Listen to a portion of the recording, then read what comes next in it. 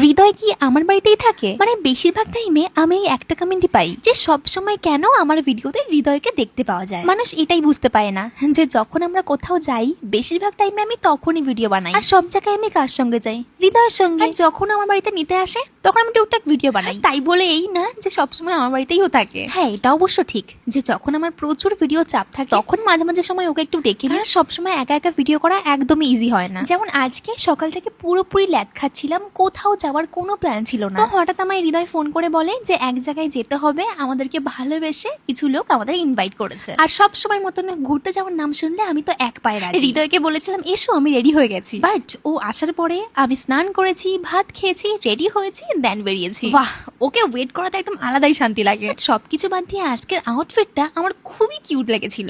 হৃদয়ের না, আমার হৃদয়েরটাও ভালো ছিল, কিন্তু আমারটা একটু বেশি ভালো ছিল, তাই না? অলরেডি আউটফিটের লিংক আমি দিয়ে দিয়েছি, তো নো চাপ। আর আজকে শুধু আমরাই না, আমাদের সঙ্গে আরো কিছু মানুষ যাচ্ছিল। আর আমার ভাই তো কোথাও যেতেই চায় না, কিন্তু যেহেতু ও ঠাকুর ভক্ত তো আজকে ওকে যেতেই হলো। তো আমাদের এখানে আজকে ছিল একটা বৈশাখী চড়ক। যিনি চড়ক পুজো করছেন আর যারা বর্ষি ফোটাবে তারাই কিন্তু আমাদেরকে ইনভাইট করেছিল। যদি অন্য কোনো অনুষ্ঠানের জন্য ইনভাইট পেতাম তাহলে ভাবতাম যে যাবো কিনা, বাট এটার জন্য আমরা একবারও ভাবিনি। মানে আমাদের যেতেই হবে। আর যাকে এবার বর্ষি ফোটানো হবে সে কিন্তু এই বছরে অলরেডি 2টো বর্ষি ফুটিয়েছে। মানে আমি সত্যি এমনটা দেখিনি, আমি জাস্ট অবাক হয়ে গেলাম। সাথে এটাও জানতে পারলাম যে আরো 2টো বর্ষি ফোটানো বাকি আছে। মানে সত্যি মহাদেবের আশীর্বাদ ছাড়া এগুলো পসিবলই না। আর বৈশাখী চড়ক মানে তোমরা জানো যে উল্টো চড়ক, তো দুদিকে দুবার ঘোরানো হয়েছিল। আর তার থেকে বড় কথা এই দিন ছিল হচ্ছে আমার জ্বর, মানে অনেকটাই শরীর খারাপ, বাট তার মধ্যেও আমি গেছি। ওখানে কিন্তু মেলাও হচ্ছিল, বাট শরীর খারাপের জন্য বেশিক্ষণ আমরা থাকতেই পারিনি। তো আমাকে বাড়ি রেখে ভাই আবার পাশে একটা দোকান থেকে আমার জন্য ফুচকা নিয়ে এসেছিল, কিন্তু এই তেঁতুলের জল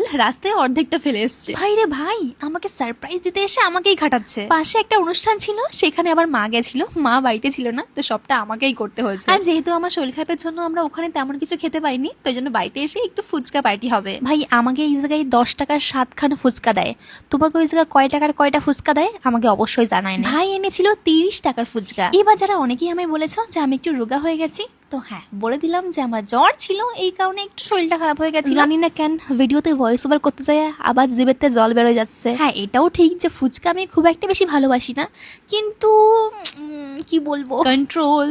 আর এদিকে মা সে অনুষ্ঠান থেকে নিয়ে এসছে চাও